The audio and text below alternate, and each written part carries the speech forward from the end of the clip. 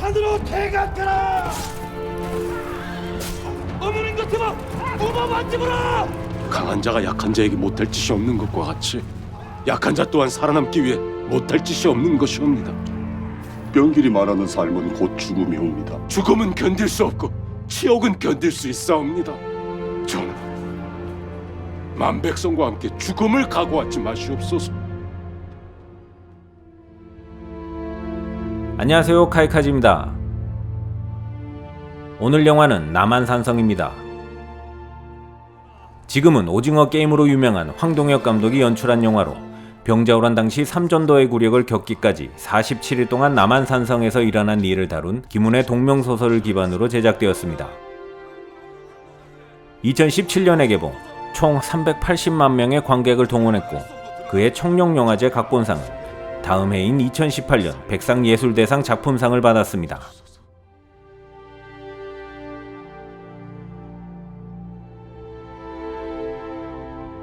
영화 남한산성은 우리나라의 역사적 치욕이었던 사건을 다루고 있습니다. 그럼에도 본작은 차가운 시선으로 사건을 설명하고 있죠.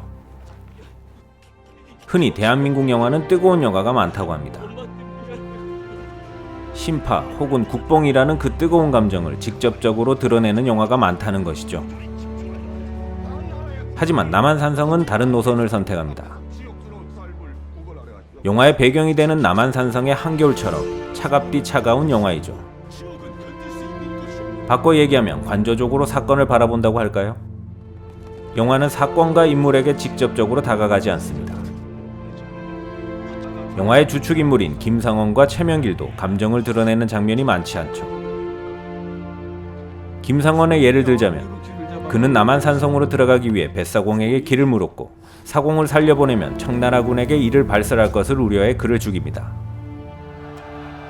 사공에게는 손녀가 있었는데 그 아이는 우연히 남한산성 근처에서 발견되어 김상원이 걷어줍니다.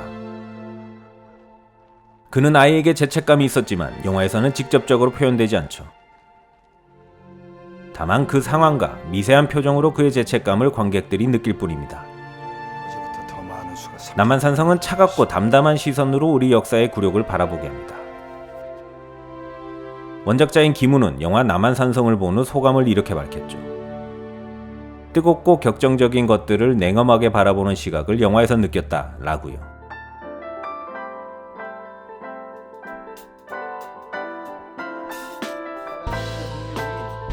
황동혁 감독은 어릴 때부터 소설에 빠져 살았다고 합니다. 그의 전작인 영화 도가니도 공지영 작가의 동명소설을 영화한 작품이죠.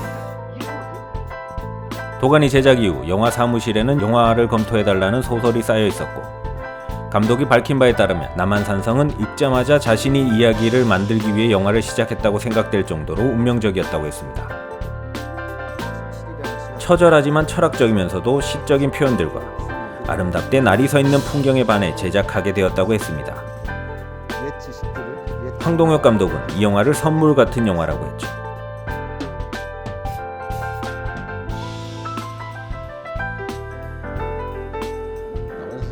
남한산성의 촬영은 영화의 실제적 배경이 되는 남한산성과 평창의 세트에서 촬영했습니다. 이 영화의 미술 감독인 최경성 감독은 그 공간에 항상 입김과 추위와 바람이 공존하는 미장센을 만들기 위해 노력했다고 합니다. 최명길 역할을 했던 이병헌은 실제 역사 배경이 되는 시기가 혹독한 겨울이었기 때문에 추위를 견뎌내는 인물들의 리얼리티를 위해 한순간도 따뜻함을 느껴본 적 없이 촬영했다고 합니다.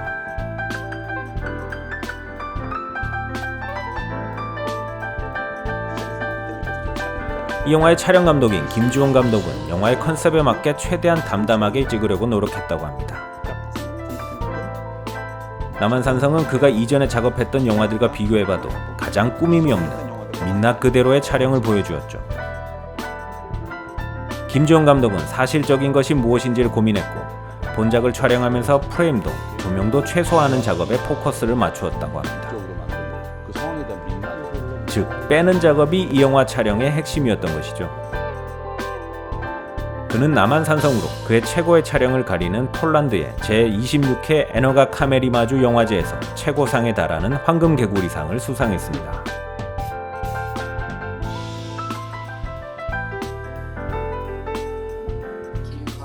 남한산성의 제작자인 이든픽처스 김지원 대표는 원작자인 김훈 작가의 딸입니다. 김훈 작가는 과거 동아일보와의 인터뷰에서 남한산성의 판권에 관한 재미있는 일화를 얘기했는데요. 자신의 딸인 김지원 대표가 남한산성을 영화로 만들고 싶다고 제안했을 때 그의 첫마디가 "너 얼마 내놓을래?" 였답니다. 김 대표는 통념에 맞게 드리겠다고 맞받아쳤다죠. 남한산성 제작 후 김 대표는 황동혁 감독과 다시 손을 잡았고 오징어 게임을 성공시키며 세계적 신드롬을 만들어낸 제작자로 성장합니다.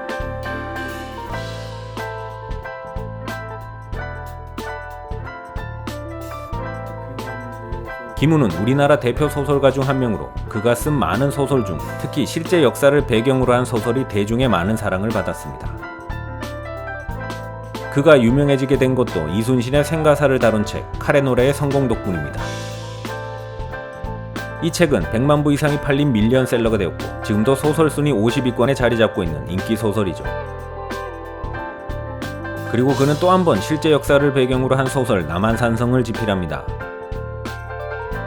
김훈은 이 책을 통해 치욕의 우리 역사에 대해 보여주고 싶었다고 밝혔습니다. 그는 우리나라의 역사가 자존과 영광 중심으로만 쓰여있고 치욕과 패배 그리고 그것을 극복하려는 노력을 보여주지 않으려 한다고 생각했습니다.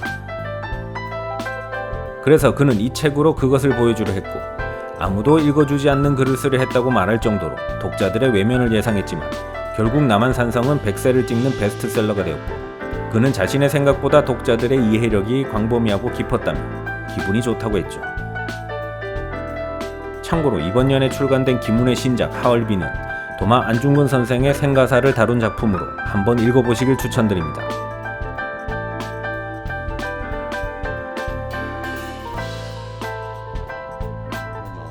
소설에 숨겨진 의도가 영화적 언어로 탁월하게 표현된 장면이 있습니다. 영화 초반 김상원이 뱃사공을 죽이는 장면이죠.